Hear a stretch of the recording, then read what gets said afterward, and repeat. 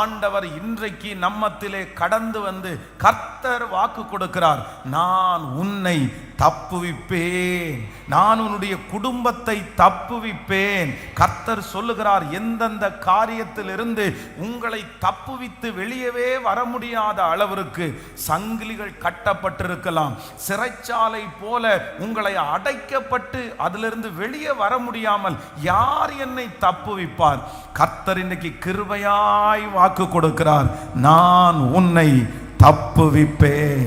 எங்கள் தேவனாகிய கர்த்தர் எங்களை தப்புவிக்கிறதற்கு வல்லவராயிருக்கிறார். இந்த பிரச்சனையிலிருந்து உங்களை தப்புவிக்கிறதற்கு கர்த்தர் வல்லவராயிருக்கிறார். இஸ்ரவேலின் ஜெயபலமான ஆண்டவர் வாக்கு கொடுக்கிறார், நிச்சயமாகவே இந்த பிரச்சனையிலிருந்து நீங்க தப்புவித்து வெளியே வருவீர்கள். இந்த சூழ்நிலையிலிருந்து ஆண்டவர் உங்களை தப்புவித்து கொண்டு வருவேன் என்று கர்த்தர் வாக்கு கொடுக்கிறார்.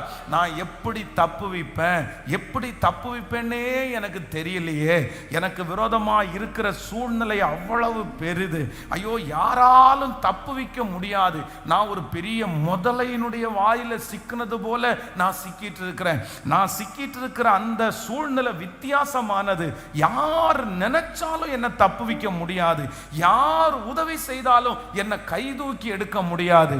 ஆனால் இன்று கர்த்தர் கிருபையாய் வாக்கு கொடுக்கிறார், நாம் ஆராதிக்கிற தேவன் இந்த கடனிலிருந்து உங்களை தப்புவிப்பார், இந்த வியாதியிலிருந்து உங்களை தப்புவிப்பார், இந்த பண போராட்டத்திலிருந்து தப்புவிப்பார், இந்த பிரச்சனையிலிருந்து ஆண்டவர் தப்புவிப்பார்.